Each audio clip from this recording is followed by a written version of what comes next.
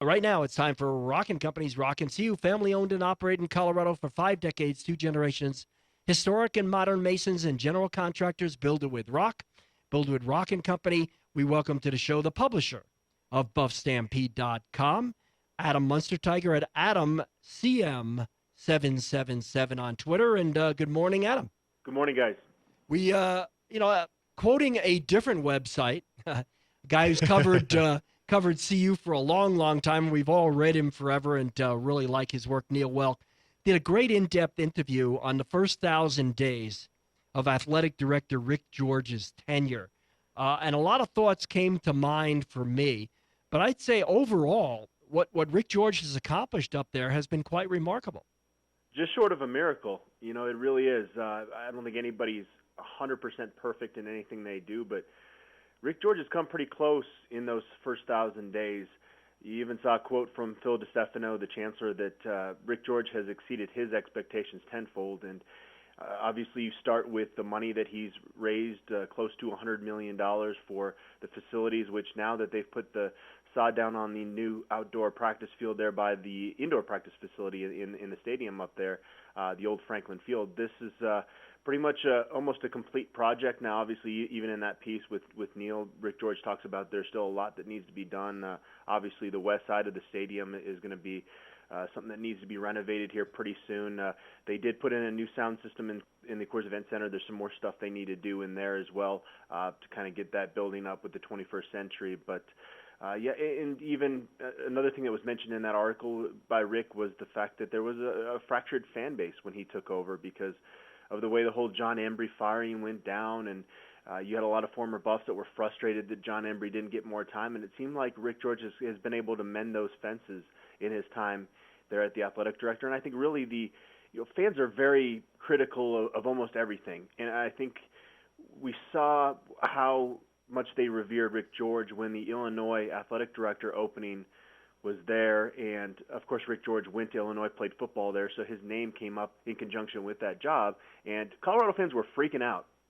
They really thought if he had left that it would set the athletic department back again going forward. And obviously Rick George turned that job down. He's still at CU, and so it's been quite a ride with him now. Obviously the missing piece is for football success, but of course Mike McIntyre wasn't his hire, and not to say that Mike McIntyre can't have success, but pretty much everything Rick George has touched during his time as athletic director has turned out pretty well. And I know Rick George didn't want to give himself a grade in that article, but I'll go ahead and give him an A for the job that he's done. I will give him an A, and I want to tell our fans who are listening that we are able to get Mark Schlereth on, and he'll join us at 8:58 this morning in the next segment, so stay tuned for Bronco Super Bowl hangover talk and more. Back to CU. What's remarkable about what Rick George has done is he overcame a situation where there's a bad football team, a program that had slipped, that had no momentum, it would seem like, at all. And he's done it. He doesn't have Nick Saban, Les Miles, Sonny Lubick around. He doesn't have a charismatic coach. Mike McIntyre's a terrific guy, and we all wish him success. But let's face it, he's a guy who's trying to make his reputation right here. And so lacking those two things, that's even more impressive with what he's done.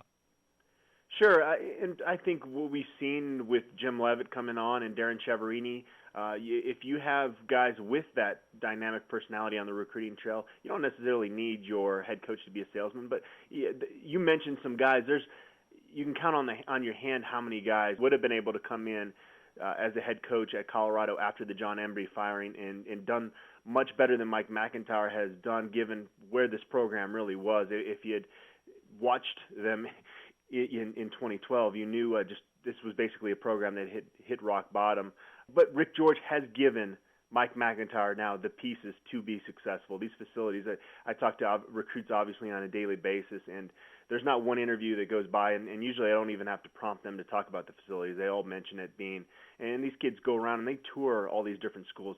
Basically, Oregon's the only school that's going to trump Colorado in facilities now. So Mike McIntyre definitely has the pieces now and Rick George has given him, the opportunity to be able to recruit at a higher level now. And my point there is that it's just one more thing that Rick George accomplished this without having that kind of a coach. I mean, not even like a a Tommy Tuberville, a checkered guy who's had some success and some failures elsewhere.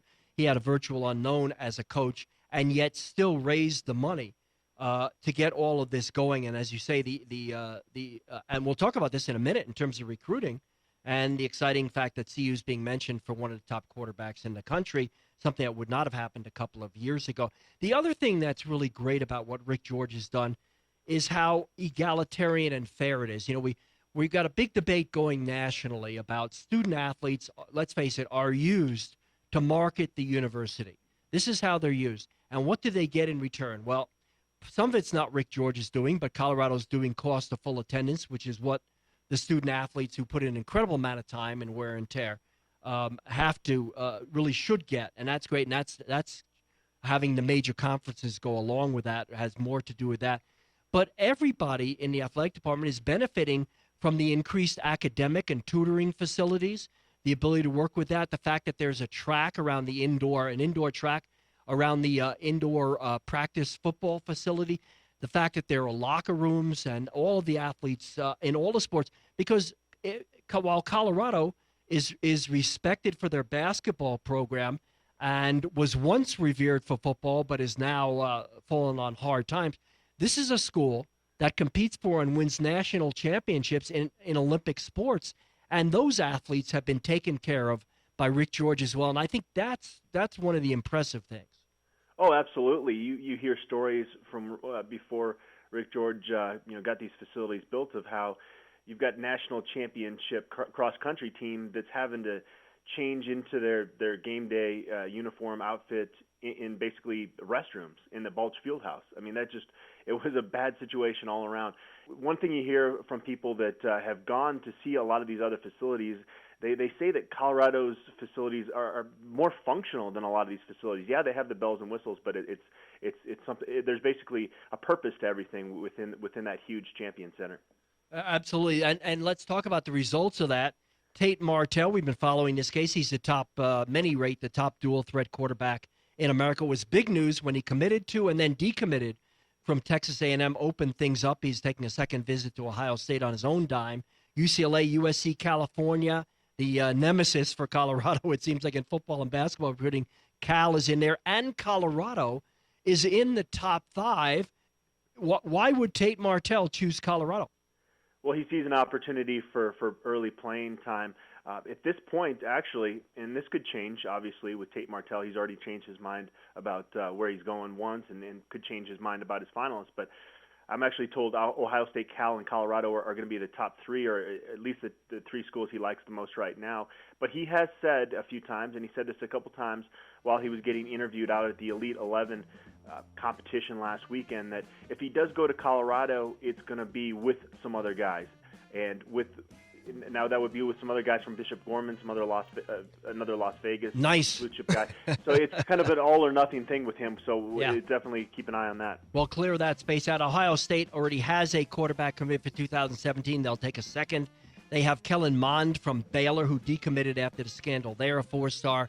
Waiting, who believes that Ohio State wants him as well. And that could bode well for Colorado as well in the big 3 that are left. Adam, thanks for being with us. BuffStampede.com this year, must reading on recruiting.